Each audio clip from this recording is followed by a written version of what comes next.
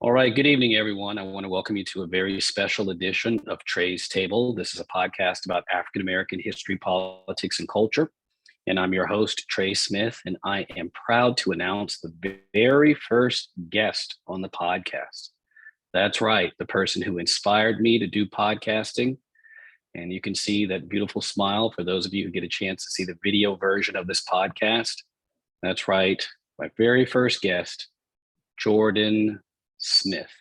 Jordan, thank you so much for joining us for this episode. It's funny how you formally introduced me like I'm not your son. Well, I think anyone who knows anything about me knows that I spend the majority of my conversations talking about two people, you and your sister. You two are the most important people in my life. I tell you, of all the things that I do and that I've been blessed with, being your parent and being Dominique's parent is just something that really, it's just the greatest blessing in the world. I'm proud of both of you, literally from the first moments that you came into my life to today. Literally every source of joy, happiness, humor, satisfaction, pride, everything comes from the amazing accomplishments that you two have just brought to my life and the lives of so many people. You know, your mother, your grandparents, cousins, aunts, uncles, brothers, sisters, family, and all of them. So thank you for taking the time. I know that you are extremely busy. So with that sort of emotional introduction, I want to go ahead and tell the listeners of the podcast a little bit about yourself and what you're doing now. You are currently a student where? At St. Thomas University currently right now. Okay, and what year are you in? In my third year as of right now, third year. Okay, and you are majoring in what? Marketing management. And do you participate in any extracurricular activities? Maybe too many. So I do broadcasting as a sports commentator for St. Thomas University Sports, primarily known mainly for St. Thomas football, but I've also done basketball, baseball, flag football, softball. If there's a sport, I probably have done it at some point. I also am part of the track and field team as a sprinter in the 100 and 200 meter dash. Also, I'm starting my internship at Formula One next week, so that is another thing as well. And I also do have my own podcast as well, Blackout Combat, which primarily focuses on the mixed martial arts world, primarily speaking.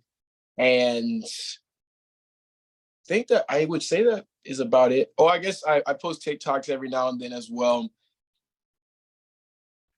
Okay, so let's see. You don't do that much. You're just a scholarship athlete. You also are heavily involved in sports broadcasting. You are taking a difficult major. You just secured a very prestigious internship. And you also have your own podcast and you're an athlete. So not a lot on your plate as far as what Jordan Wesley Smith does. I think it's fair to say that you are a lot like your mother. You're a Renaissance person who goes from strength to strength to strength. So, and let me just say, I know that your mother and your grandmother are going to be particularly happy to see that dorm room is clean. It looks very nice. So it's good to know that you are not doing what college students typically do, which is just dumping a load of laundry over in the corner. So, well, let me tell you why, in addition to all the amazing accomplishments that you have, that I wanted to have you on the podcast today. It's because you actually sent me a direct message via Instagram earlier talking about Eric Bieniemy.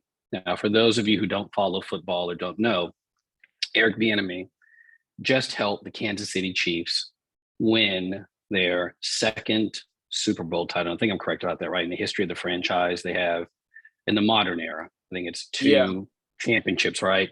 Both under coach Andy Reid, both with Patrick Mahomes as a quarterback, and both of them with Eric Bieniemy as the offensive coordinator. Eric Bieniemy and son, you're too young to remember this now because a lot of this happened before you were born. But there used to be a black coach in the NFL named Art Shell, and he coached the Raiders. That's correct. That's right. That's right. Not only you are a brilliant student of current events, but you also know history. Well, Al Davis was a trailblazer in a number of areas in terms of what he did with the NFL, innovative in marketing, but he was also a trailblazer in terms of being willing to hire an African American coach, and Art Shell, who coached the Raiders. But after Art Shell lost his job as a Raiders coach, he became the token interview coach. Every season, every off season, when NFL teams were looking for head coaches in order to satisfy the NFL's Rooney Rule. And for those of you who don't know a lot about the NFL, for quite some time now, there's been a rule in place. It's called the Rooney Rule, and it's named after Art Rooney and the Rooney family that own the Pittsburgh Steelers franchise. And the rule states that when teams are interviewing for head coaches, the initial rule stated that you had to have at least one minority candidate interviewed. Now, unfortunately, like a lot of diversity initiatives in our country, most teams made a mockery of it. And the way that they made a mockery of it was by having Art Shell come in. Sometimes they would interview him for maybe 5 or 10 minutes, knowing full well that they already wanted to hire a white coach, but they could check the box and satisfy the Rooney Rule by flying Art Shell in. And I'm exaggerating here. I almost want to say that he interviewed literally in the offseason with every team, but it was an early indicator of some of the struggles that the NFL was going to have with the issue of diversity. And let's be very frank here. When we talk about diversity, what we're really talking about is the staggeringly low number of Black coaches in the NFL. In a league that's close to 70% Black, right? If you look at the players on the field, the offense and the defense, it's fair to say you take away Black players, you really don't have the NFL anymore. But as you go up the proverbial chain in terms of authority, when you look at the ranks of coaching, when you look in the league offices, team executives, things of that nature, you see fewer and fewer Black faces. And so the NFL has publicly stated that it has a commitment to trying to increase the ranks of minority coaches. But again, minority is the code phrase for Black coaches. And the NFL has had, I just have to say, a very disappointing record. I'll just say this: the year that you were born, okay, the year that you were born, there were 2 Black coaches in the NFL. 32 teams, 2 Black coaches. Now, you're going to be turning 21 next month. We're now in 2023. How many Black coaches do you think the NFL has now? Like currently on staff as head coaches? Right. So with off-season hires, so going into the new season, and I don't mean to put you on the spot, but I'll tell you, unless there are some changes between now and the beginning of the season, the NFL will have increased the number of Black coaches by 1. That's right. There's a news story that just came out in U.S. News and World Report, and it is dated February 16th, 2023. And the title is Same Old, No Progress for Black Head Coaches in the NFL. And I'll just read the first couple of paragraphs here. After completing the latest round of coaching hires this week, the NFL won't look much different on the sideline in 2023. DeMeco Ryans was the lone Black candidate to land one of the 5 openings, which means the 32-team league remains stuck at just 3 Black coaches heading toward a new season for the 5th year in a row. All right. Now, here's what's so shocking about this. You may recall, you being a student of history and particularly NFL, how did Sean McVay end up getting his job as the head coach of the Rams? You recall, what was he known for? If I remember correctly, I know he was under Mike Shanahan. That's correct. That's correct. That's correct. For the Redskins. That's correct. I believe he was known as to be like the quarterback whisperer. That was like the narrative around Sean McVay. And so through that connection, that's how he landed the job with the Rams. Exactly. And you recall a few years ago, if you had lunch with Sean McVay, if you got your haircut the same barber where Sean McVay got his haircut. If you looked like him, teams are going out and handing out lucrative contracts to mostly white coaches. The best example I can think of is Cliff Kingsbury. Yeah, And yeah. Black coaches were really not getting these opportunities. And what really struck me about the message that you sent me earlier was that you have two Black offensive coordinators who've been responsible for Super Bowls the past 3 years. Okay. First one's Byron Leftwich in Tampa. Okay. A lot of people talk about Tom Brady and the magic that he brought to the team. There's no doubt about it. However, Byron Leftwich was the offensive coordinator for that team. And he was in the mix, at least for the Jacksonville Jaguars job, but he ended up, for whatever reasons, I think some legitimate ones, not taking the position. And now he's been let go from the Tampa Bay Buccaneers, and there was never any serious consideration given to him for some of the coaching vacancies. And then there's Eric Bieniemy, who has had the Chiefs in the mix for the playoffs and the Super Bowl every year for at least the past 3 or 4 years. The Chiefs have made the playoffs and they've advanced at least to the championship game. And so he's got 2 Super Bowls underneath his belt. And his offensive play calling, particularly in the second half of this most recent Super Bowl, was superb. And yet the best that he can get is an interview to be the offensive coordinator for the Washington Commanders. And so I guess what I really wanted to do is have this discussion with you and talk to you and get your thoughts about why you believe it's still so difficult for the NFL to do the right thing with regard to Black coaches. But before we do that, what I want to do is play something which at the time seemed extraordinary. I think it's even more extraordinary now. So what I'm going to do here is hit this, and then I'm going to play something, and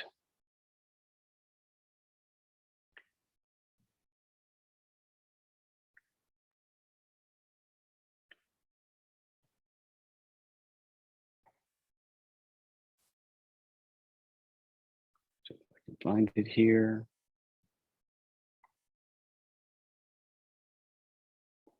All righty. And it has been go. a difficult time for our country, in particular, Black people in our country. First, my condolences to the families of George Floyd, Breonna Taylor, Ahmaud Arbery, and all the families who have endured police brutality. We, the National Football League, condemn racism and the systematic oppression of Black people. We, the National Football League, admit we were wrong for not listening to NFL players earlier and encourage all to speak out and peacefully protest. We, the National Football League, believe Black Lives Matter. I personally protest with you and want to be part of the much needed change in this country. Without Black players, there would be no National Football League. And the protests around the country are emblematic of the centuries of silence, inequality, and oppression of Black players, coaches, fans, and staff. We are listening. I am listening. And I will be reaching out to players who have raised their voices and others on how we can improve and go forward for a better and more united NFL family. It has been a difficult time for our country, in particular.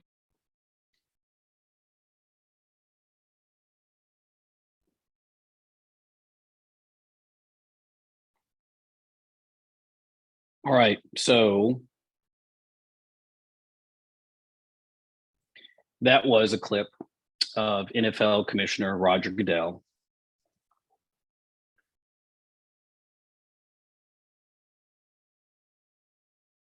And that was back in 2020 after the George Floyd protest. I remember watching that video at the time and being shocked because you had the leader of one of the largest corporations in the United States saying something that's extraordinary. He acknowledges systemic racism. He acknowledges the oppression of Black people and the role that the NFL has played in that, talks about the fact that you would have no NFL without black players. He talks about how he wants to protest with black players and how he wants to listen and make change. I have a friend of mine who's very cynical, and he said, you know what they're going to do? They're going to say the right things. And at most, we'll have black people do the halftime shows, and that's it. And I think you can make an argument that maybe my cynical friend was correct, because as far as the hiring of black coaches, things have not improved significantly. But we don't even, I mean, we'd have to take 3 hours or 4 hours to talk about black ownership in the NFL. But since George Floyd's murder and the Black Lives Matter protest of 2020, at most, we've had just a more diverse, aka black halftime show, and money going to Jay-Z and his organizations, and slogans on the back of helmets. So I guess I want to throw it out to you and just say, why do you think the NFL continues to struggle with this issue with regard to progress for black head coaches?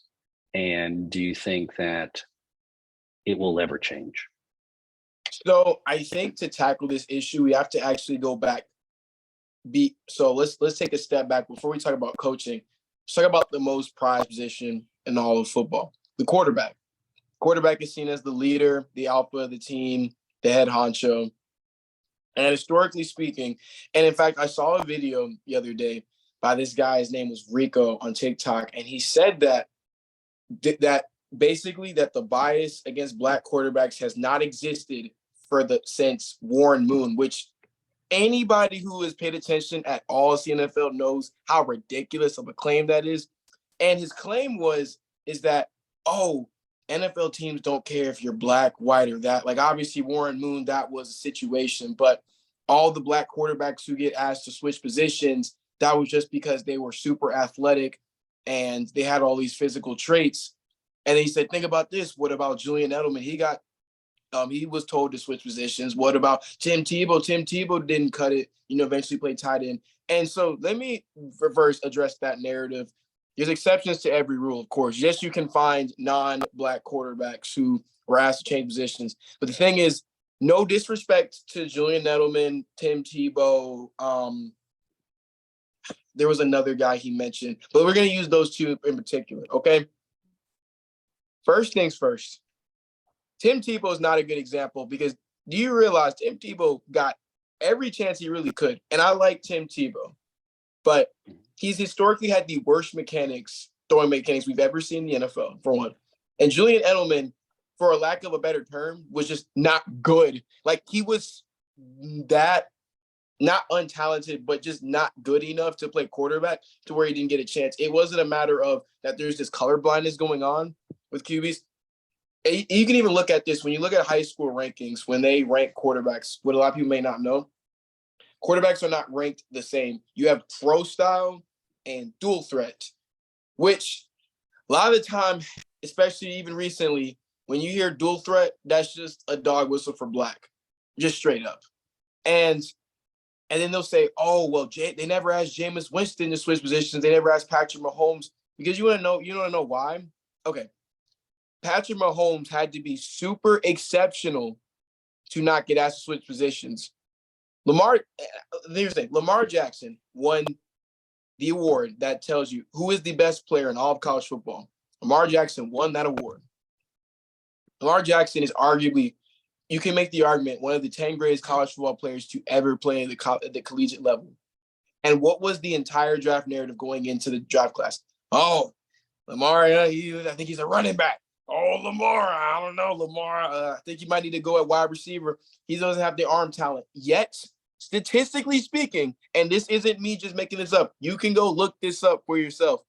Lamar Jackson statistically was one of the most accurate quarterbacks going into that draft. But you know why? Because there's a narrative of black man just can't throw accurate. Black man can only just run fast out of the pocket. And it's always the pocket this, the pocket that.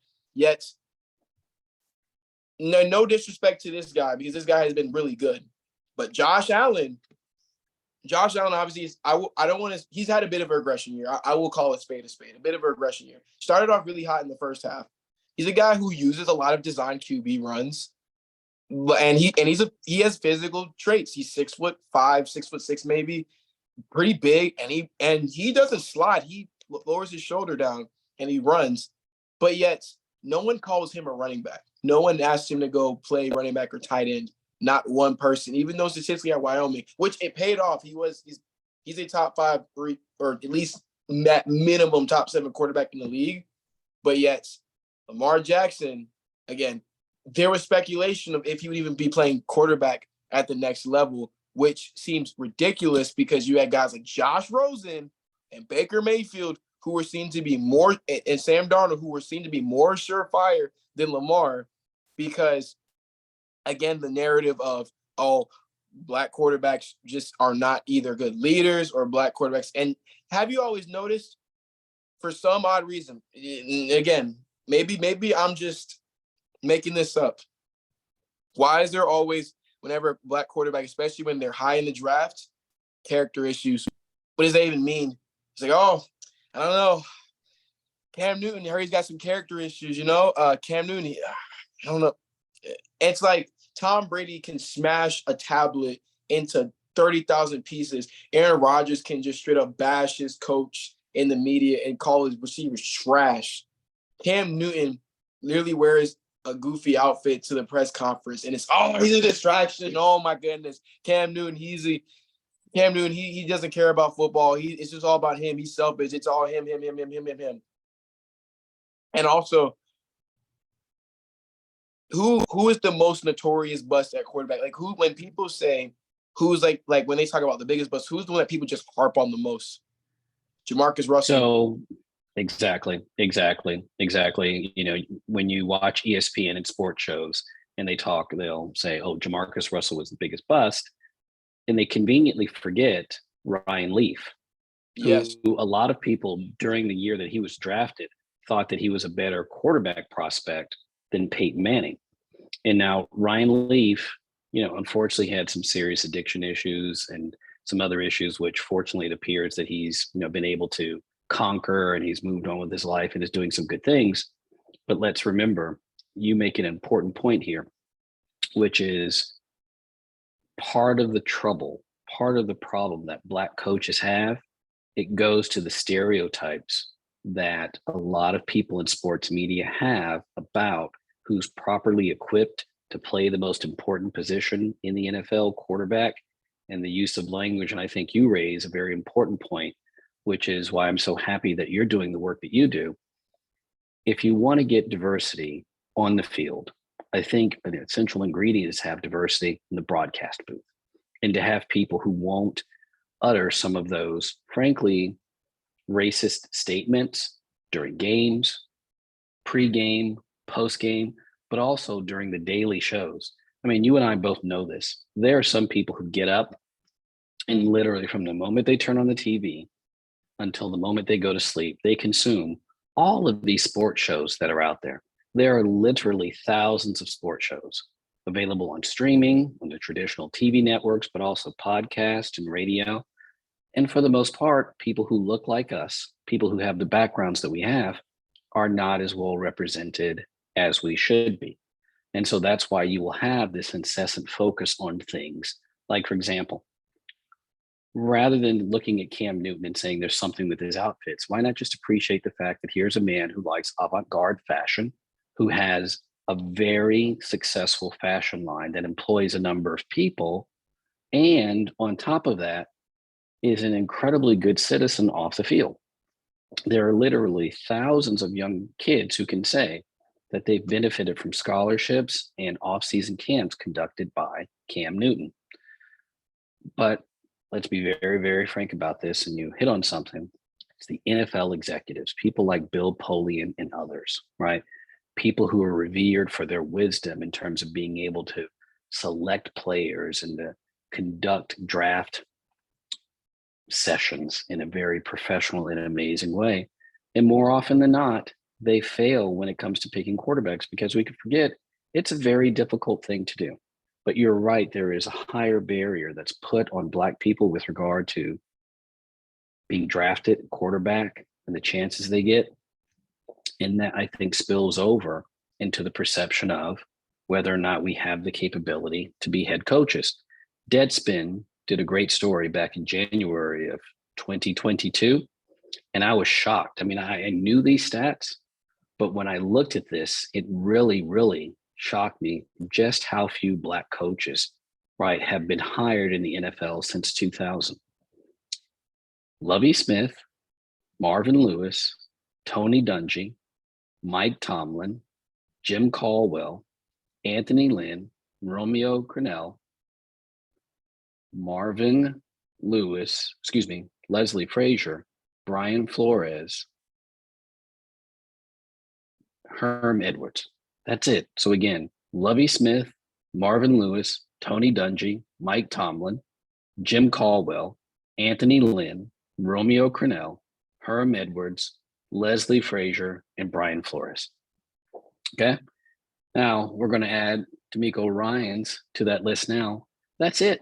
That is it.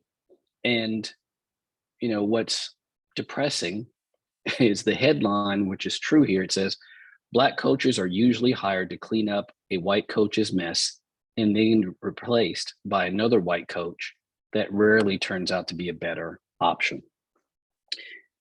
You know this, being a student of the game. Coaches can't do everything. I mean, NFL franchises are too big. You're talking about a 53-man roster. And so it's not just a coach, it's the staff. When Black coaches get hired, what that tends to do, I mean, tell our listeners, what's the importance for diversity when a Black coach gets hired? What does that do? I think the most important thing is, again, when you have a predominantly Black populated sport, so majority of the players are going to be Black, it kind of gives a sense of, it's a lot of the time people don't understand representation. People think representation is just putting a Black face for the sake of putting a Black face.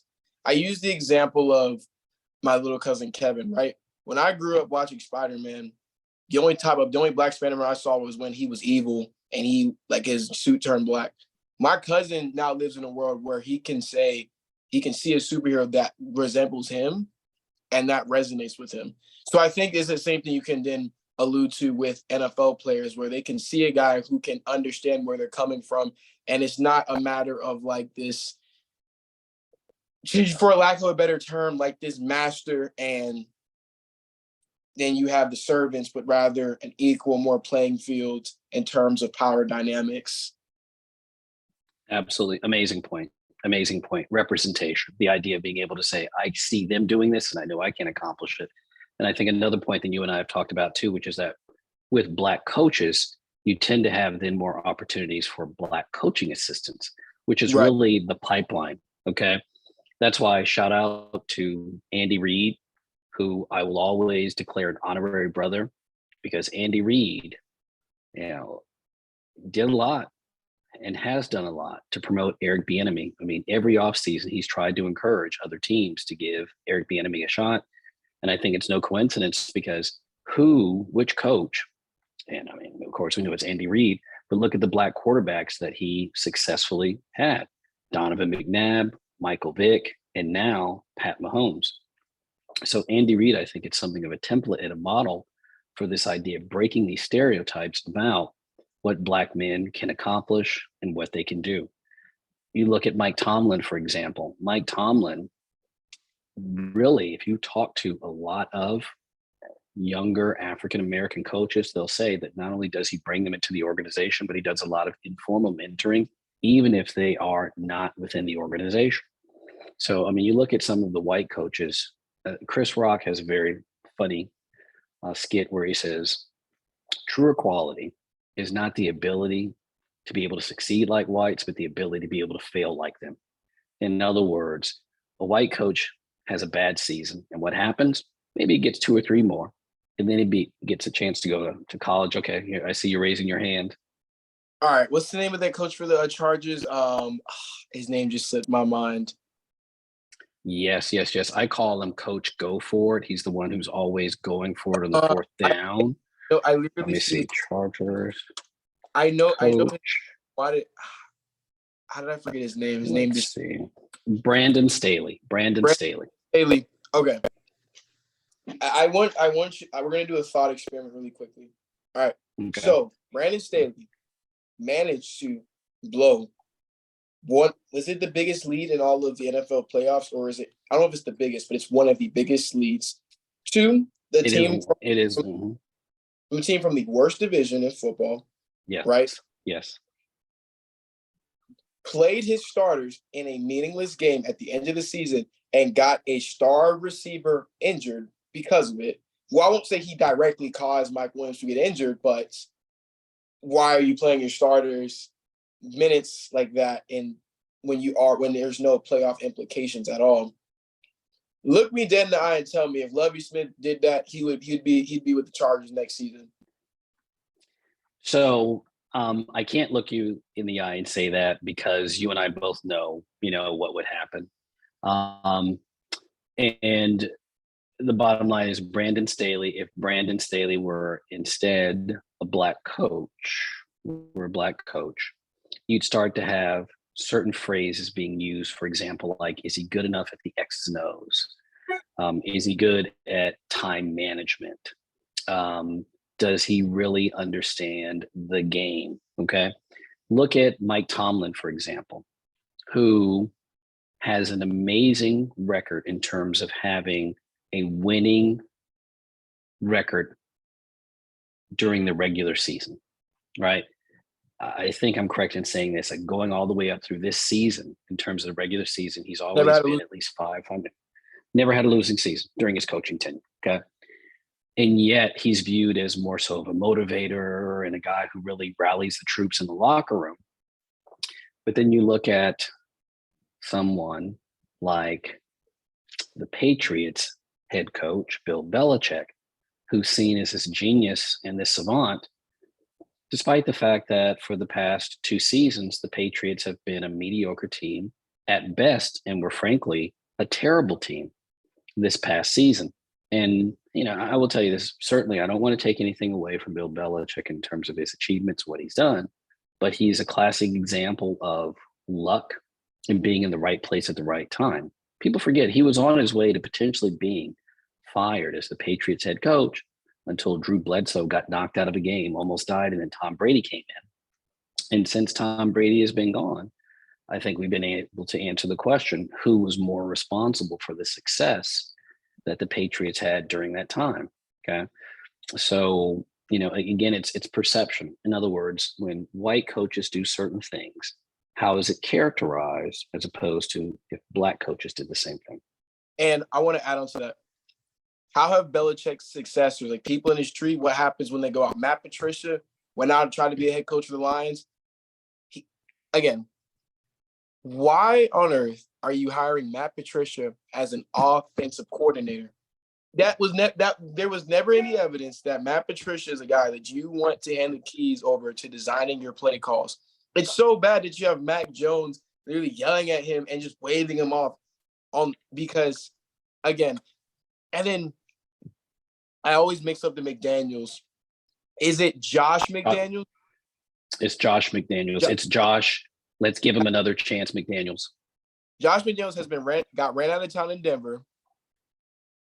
Is he still with have Las Vegas got rid of him yet, or is he still there? Oh, he's still there with the Raiders. Still there with the Raiders. And then he accepted the Colts position, right? And then backed out. Am I correct? Right? Wasn't that a few years ago where he was going to assume?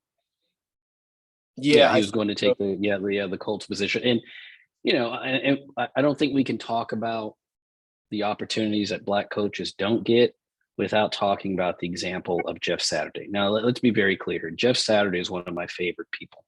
I love how he stood up to Peyton Manning, and I get the impression, I think you even said it, that he, for a period of time, was like the NFL's version of Ted Lasso, gave some amazing inspirational speeches. But he is a classic example of how the standards that people tend to insist on black coaches having get waived when it comes to white coaches. Jeff Saturday had no coaching experience, zilch. Okay. Zero. And I'm trying to think of what made him qualified to be a coach other than the fact that he was a very good player for the Colts. And then he proceeded to come in and have some spectacular failures as a coach. In fact, his record was worse than the person that he replaced. And towards the end of the season, people were joking that ESPN was incredibly happy because they knew that he'd be returning back to their TV shows because of how poor a job he did. And of course, in an off season where someone like Eric Bieniemy is available, or someone like Steve Wilks is available from the Carolina Panthers, Brian Flores, who do the Colts give their coaching position to? Frank Well, Reich. you follow. Well, they actually did not, because they let Frank Reich go. But I'm going to tell you, the Colts' new head coach. So the Panthers, I think, gave it to Frank Reich, right? Oh, I mixed them up. He's on the Yeah. Panthers. Yeah, Colts, you're right. Yeah, you're right. You're right. The Colts' new head coach is Shane Steichen. Shane Steichen, who was the Eagles' offensive coordinator. So now let's just think about this for a second. The Eagles played an amazing game, Right. but they lost to the Chiefs. The offensive coordinator for the team who lost, who's white, is now going to be the head coach for the Colts.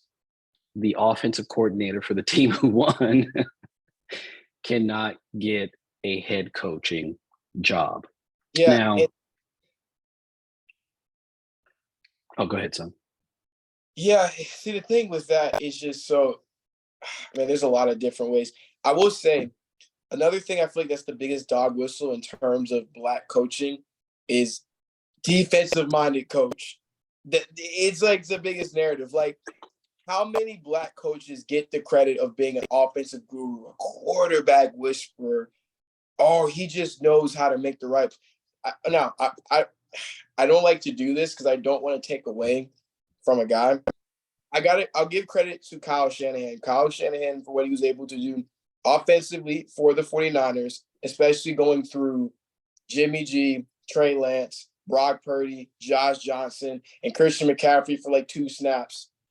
I'll give him credit. He kept the boat afloat the entire way. However, here's where the however comes in. Deebo Samuel, George Kittle, the best player in football, Trent Williams, left tackle, Christian McCaffrey with the trade, Brandon Ayuk. Now, obviously, again, good coaches are going to need good players. I'm not disputing that at all. However, there is something to be said, at least, to where Kyle Shanahan, I give him all the credit in the world for what he's done with the 49ers offense. At the same time, though, how is it we have a guy, like we just said, with the Chiefs offensive coordinator, who lost, who could maybe argue the best wide receiver in football? I wouldn't call him the best wide receiver, but a lot of people do. Lost him. Your top 3 receivers, you've got Juju Smith-Schuster, Marquez Valdes-Scantling, and who third is up for debate in terms of who you call the wide receiver 3. The best receiving target is obviously Travis Kelce. I think that's not up for debate. But you lose one of the biggest pieces of your offense in Tyreek Hill, and yet did not miss a beat at all. And yet that guy is not being hailed as an offensive guru and a genius, at least by major media outlets. I mean, we're going to go back to Cliff Kingsbury again. This dude wasn't even good in college. That's what I don't understand about Cliff. Like, I understand, again, he kind of looks like Sean McVay if you squint a little bit. And I don't know, he like tried to bring like the college spread offense to the Cardinals for like the preseason and realized, okay, this doesn't work. So then he started using a Madden playbook. Now, I think Cliff Kingsbury would not be bad as an OC.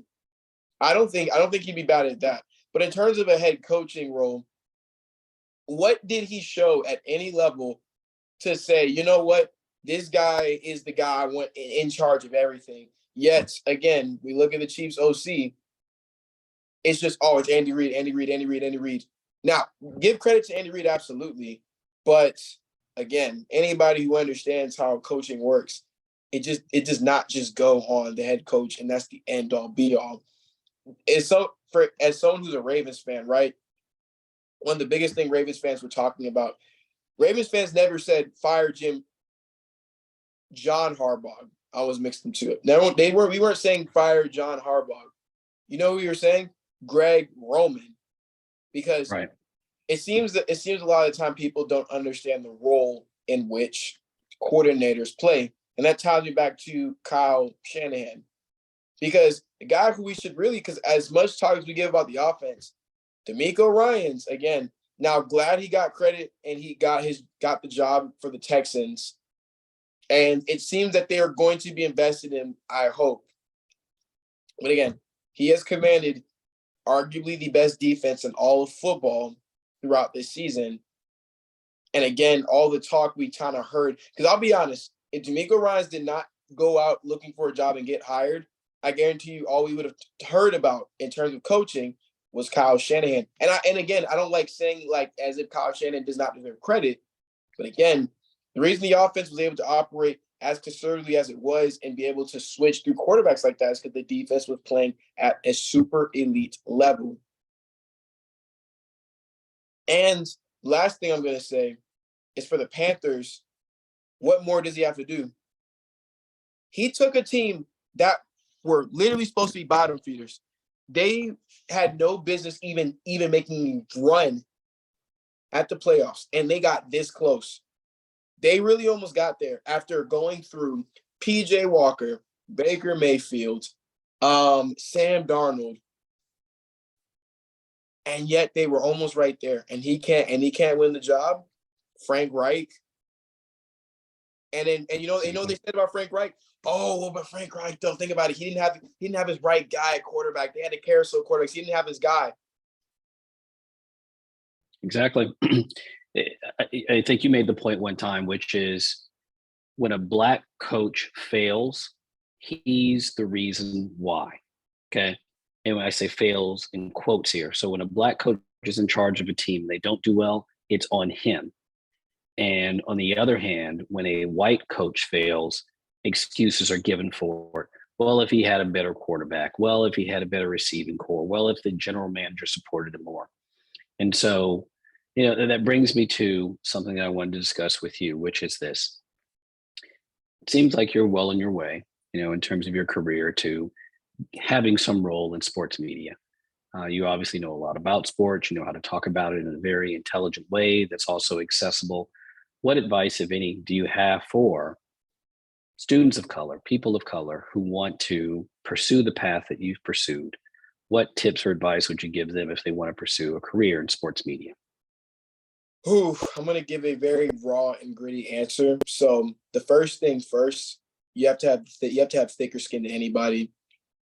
So to open up about this, especially if you're also a Black woman as well, especially because I would say being a Black woman, what I'm about to say is really times 10.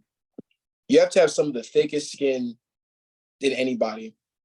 You will get called unprofessional for things that don't even seem like I'm not saying it as a foregone conclusion, but it's something to be expected.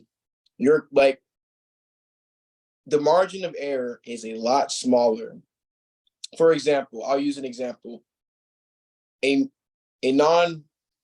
non-person of color commentator, white commentator can say, "Oh my goodness, bro," but use something along the lines of AAVE, you're using slang, you're unprofessional, you're dirtying up the product.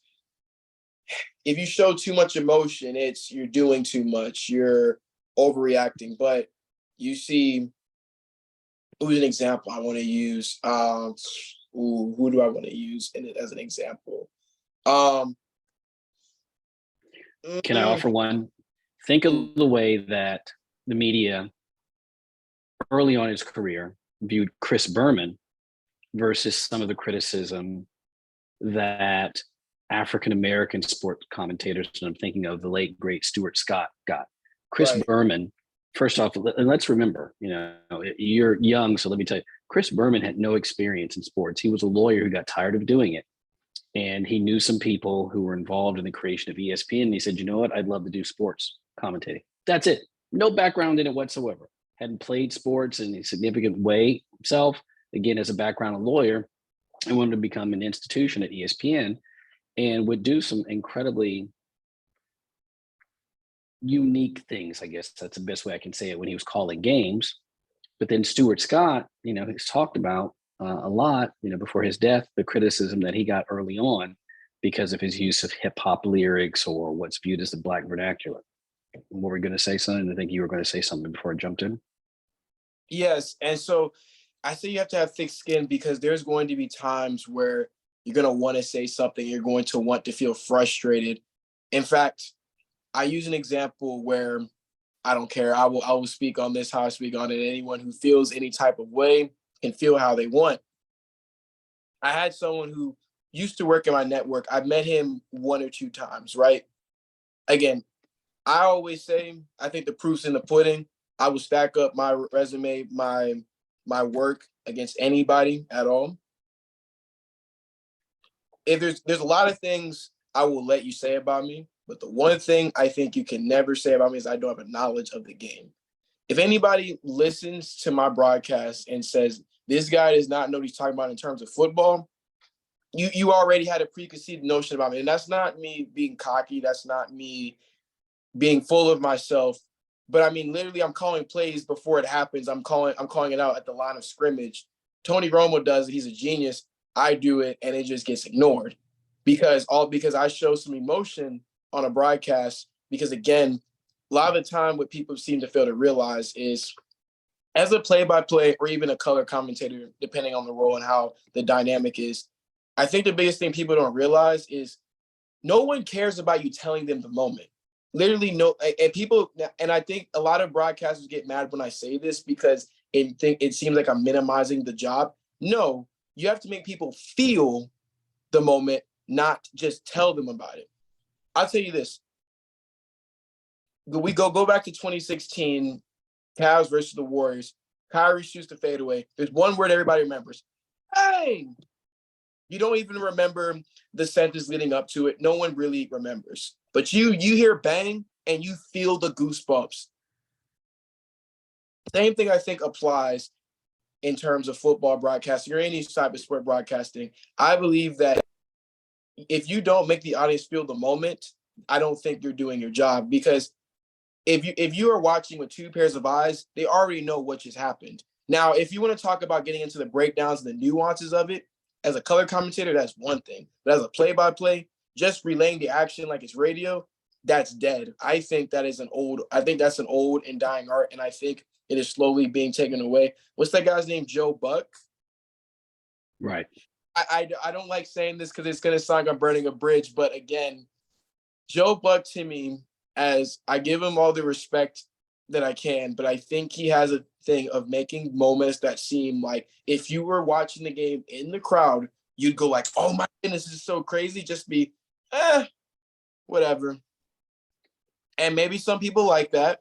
It's not my personal cup of tea, but I think there's a reason why the UFC commentary is, I think, the most well-renowned commentary team in all of sports. You can look across all sports. People know the UFC commentators a lot better than any other sport because, again, what the UFC commentators do super well compared to every other sport is they make you feel the moment. They don't just tell you what happened.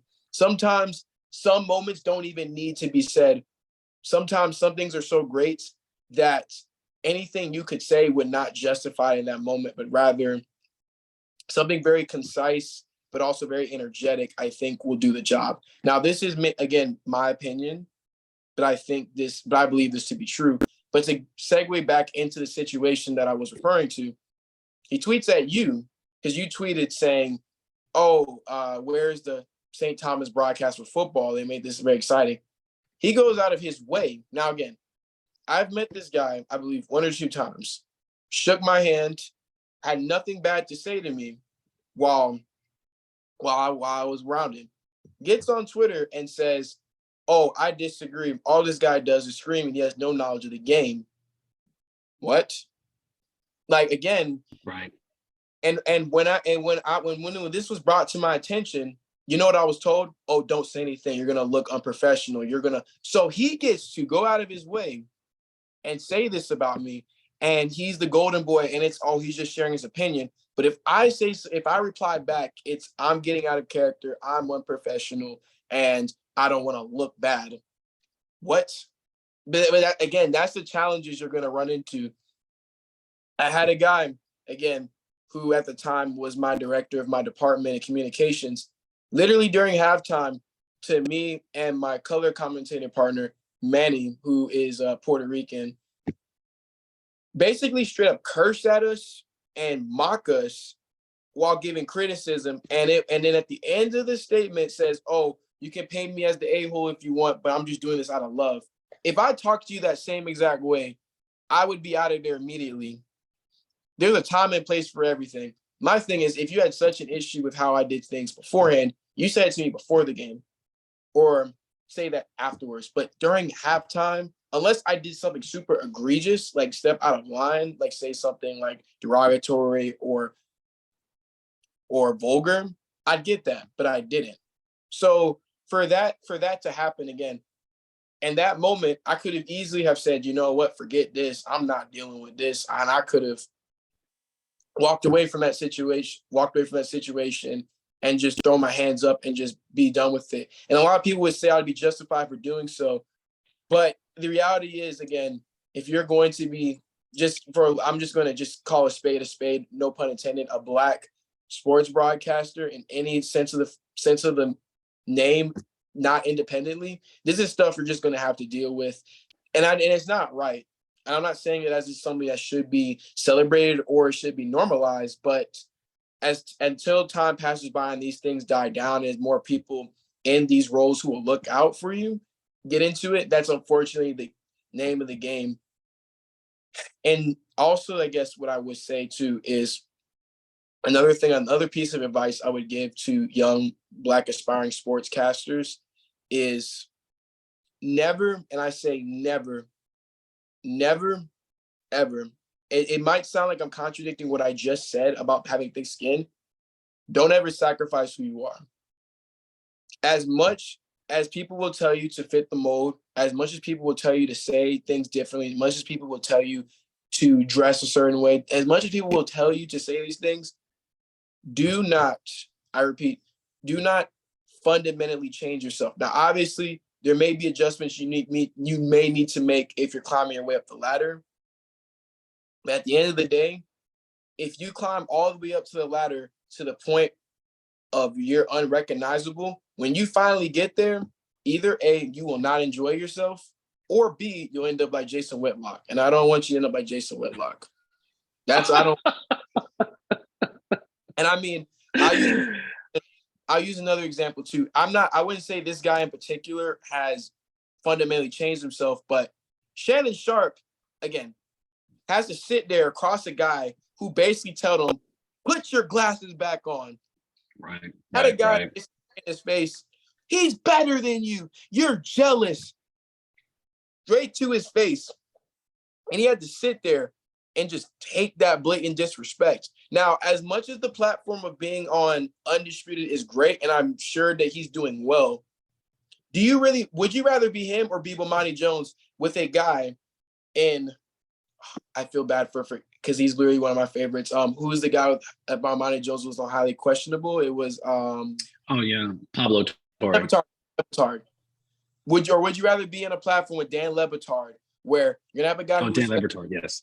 Dan Le Batard will never step out of line. Dan Le Batard has never once dared cross the line with Bomani Jones. Maybe Highly Questionable didn't reach the heights of Undisputed, but I guarantee you Bomani Jones was never losing sleep working with Dan Le Batard, not once. Absolutely. So, I mean, excellent point, son.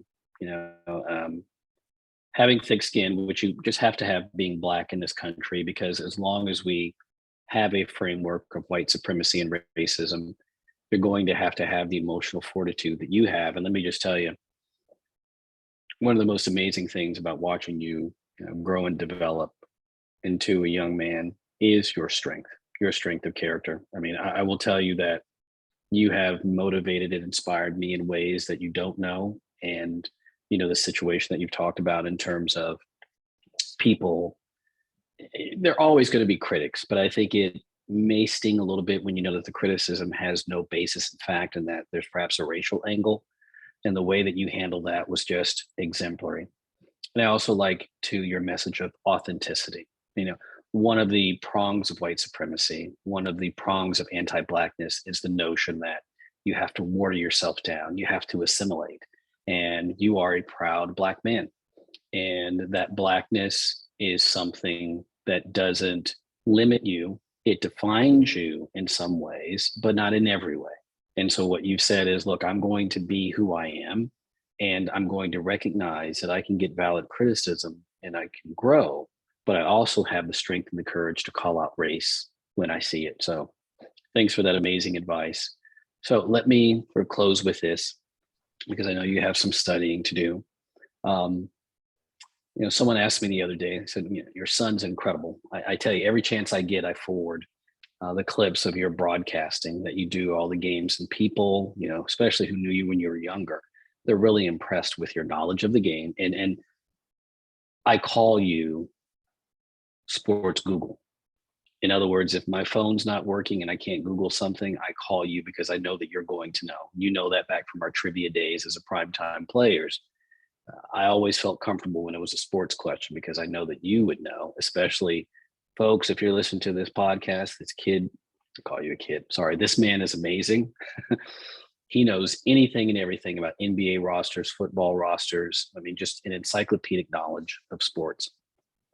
But people ask me, well, how do you think he has this? Well, first off, he has a brilliant mother, comes from, just brilliant family members. His sister's a math and an art genius. He's a genius himself. But what I want to do now for those fans of the podcast is show you a pretty early broadcast of some of his talent. And I think I can see that smile. He knows what's coming. And I'm going to show you something that's still near and dear to my heart. So let me find this here. All right. And it's going to come in a second. And boom, boom, boom. Here we go. Good afternoon, everyone. My name is James, and this is my son, Jordan. Say hi, Jordan. Hey. All right, and welcome to the first of an ongoing series this summer, James and Jordan on Sports. Well, as you know, right now we're going to be seeing tonight Game 3 of the NBA Finals, which pits the Miami Heat against the Oklahoma City Thunder. And let me just say, having watched the first two games, it's been quite an exciting series so far. The first two games, as you know, were in Oklahoma City, and the team split. The Oklahoma City Thunder took the first game, and then the Miami Heat took the second game in quite a thriller. And so tonight is a very pivotal Game 3, which is going to be taking place in Miami. And it's the first of 3 games in Miami because, as you know, in the NBA Finals, there are 7 games, and there's a 2-3-2 format. First 2 games in Oklahoma City, next 3 games in Miami, and if necessary, the final 2 games in Oklahoma City. So, Jordan, give us some things we need to watch out for here in Game 3 and your prediction as to who's going to win. All right. Now, the main reason why how the Thunder won the first game was the Miami Heat's defense. The Miami Heat's defense needs to step up a lot ever since because they have to watch out for these 3 key players: Kevin Durant, Russell Westbrook. Yeah, Russell Westbrook and James Harden. Anyway, the reason they won the second game was which may become to surprise you who haven't watched much of the game, was Chris Bosh. Now, for y'all who are not big fans of Chris Bosh, I can understand that, but he's a big key player that the Heat cannot play without. So the Thunder defense has to put double on him. James Harden was a huge scorer in the who they play against before they went to the San Antonio Spurs. The San Antonio Spurs, and who were the ones before that? Before that, they played against the Dallas Mavericks. James Harden was the big key player for all scoring. So D Wade and whoever's going to be his backup has to put double on James Harden because not the whole game, but you have to watch out for James Harden, his scoring and his outside shooting. And Serge Ibaka, he's also great in the inside. So watch out for his rebounds and layups.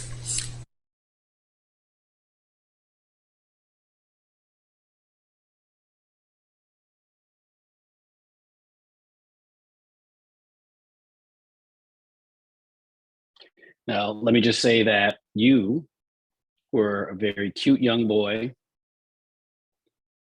as you can see in that clip there. For those of you who are interested, that is on my YouTube channel. That was a series that Jordan and I did a long time ago called Papa and Jordan Talking About Sports. And you know what? You ended up being right in that prediction. You predicted that the Heat would go on to win that series against the Thunder. And there's also another clip that I'll add a link to in the episode notes here where you accurately predicted Eli Manning and the New York Giants beating Tom Brady and the Patriots in the Super Bowl. So, son, I really do believe in the idea that God blesses people with talents. And if people are lucky and they're in the right environment, they're going to be surrounded by people who love them. They're going to help nurture those talents. So, and when I think of you, I think of one phrase, which is that you were born to do this. And it's just such a beautiful thing to see you grow up into this amazing, intelligent, articulate, and really principled man with just great character. And I hope you know that as your father, I love you so much. And just everything that you do makes me proud every day. And I want to show you one final thing. A good friend of mine, Patricia Oliphant, she did something one day and she made a series of coasters. I don't know if you can see this here, but this is a picture of you and I at an Orlando Magic game. And there you are cheering. And there I am cheering too as well. When I think back about great moments in my life, most of them involve sporting events with you, sports. I love going to games with you. I love watching basketball games because you can help me identify the majority of the players. You can help me understand the game better. And I really thank you for coming to talk about this issue of the NFL, race, Black coaches. And so I just want to close with this. If you give the NFL a grade since Roger Goodell gave the Black Lives Matter speech, grade A all the way to F, how would you rate the NFL as far as its treatment of Black coaches? So you got the 2 thumbs down. So am I correct in saying that that's an F? I'm going to say that I have to agree with you. I think it has been a failure just because I think, like a lot of organizations in the United States, in 2020, I think it's important for us to realize how frightening a time period it was for a lot of major organizations. We had COVID going on, we had the George Floyd protest, and I can't help but come to the conclusion, I think the same conclusion that you've reached, which is that the NFL engaged in sort of the Black Instagram square strategy of saying, hey, we'll just post and tweet and give speeches and that'll be enough. And yet here we are with the same number of Black head coaches. And listen, I'm a big fan of African-American music like Dr. Dre and 50 Cent and Mary J. Blige and Rihanna. But if all we're going to get out of Roger Goodell's speech is more Black music at halftime, then I think the only grade that we can give the NFL is an F. So I know we talked about this at the beginning, but for those who are interested in seeing what you do on social media, how can they find you? What are your social media handles and how can they find Blackout Combat? So in terms of Instagram and TikTok, it's the same at, which is Zombie Man J, but the J is Jay. There's no underscores or dots. So Zombie Man J, Jay for J. Blackout Combat, the Instagram and TikTok is the same at as well. So Blackout, but instead of a C for combat, it would be K. Anything. If you want to tune in live to any of my broadcasts, you can go to sundigitalnetwork.com under St. Thomas University. So usually the basketball season just ended in terms of the regular season. I don't think there's any more basketball games. So mainly, I believe as of right now, I think I will be doing primarily flag football. I do baseball on Sunday, maybe. So they have a baseball game on Sunday. So sundigitalnetwork.com under St. Thomas channel. That's the way you can listen to my live broadcast or any archives. And if you do want something where I have every single thing that I just mentioned all in one place, you can go to blackoutcombat.net, my own personal website. So everything I just said, if that was too much for you, it's all in one place in my About section. You can just click on it and it'll take you to wherever you want to go. It has my Spotify link, has the Instagram link as well. And I think that is really about it. But I want to say one last thing about the Black head coaches thing. If anyone has any doubt about anything that we've just said for however many minutes or how long this has went, Lovie Smith was literally brought in to clean up one of the worst messes and from, what's his name, Bill O'Brien, or am I mixing him up? Yes. Bill O'Brien. Yes. Who literally traded away DeAndre Hopkins for a bag of chips. Obviously, it was a bit out of their control, the loss of Deshaun Watson with that controversy. Yet, he's brought in to basically have no chance at all, no chance of any type of success. And the worst thing he ever did was win a game at the very end of the season. That's the worst thing he did. That's right. That's right. That's right. That's right. I remember that happened, and I think you and I were texting each other. And, I think Lovey knew that he was not going to get a chance to continue on. And so he said, you know what? I'm going to show just how egregious it is by winning the final game. And when they let me go, it'll be another example of how Black coaches are held to a different standard, because he really did in the last few games turn the Texans' fortunes around, because Bill O'Brien literally had one of the best QBs, one of the best receivers, and messed that up. And it goes back to that Deadspin headline that I talked to you about, which is sort of 3 rules of being a Black coach. Number 1, if you want to get a job with one of the prime franchises, they have to have, like a 1-15 or 2-14 record. Okay. Number 2, you also have to be prepared to deal with sometimes incredibly racist fan bases and media personalities who will literally question every single thing you do. But then finally, you have to be prepared to deal with ownership, which still has an idea of a winning head coach that more often than not does not look like Black coaches. And that's why I'll always have a special place for the Pittsburgh Steelers in my heart. Whatever it is about the Rooney family, the faith that they place in Mike Tomlin, I think is a model for other NFL owners. And here's, I was going to ask you to give a series of predictions about sports, but I think for time I won't do that. Instead, I have a prediction. And that is that one day when you are accepting your Emmy for sports broadcasting and so forth, your mother, your sister, all of your family from Monroeville, Alabama, all of your family from Greensboro, North Carolina, we're all going to be sitting up there chanting, applauding. And I'm just happy and blessed to be your father and to see this amazing journey unfold. Thank you, son, for being my first guest. Love you so much. Have yourself a great evening. And just again, thank you so much. Love you too. All right, folks, that is the end of this episode, kind of a different episode. Hope you enjoyed it. And you have to listen to my voice. You had the chance to finally hear from someone who's younger and brilliant and brings a different and fresh perspective. So this is Trey's Table.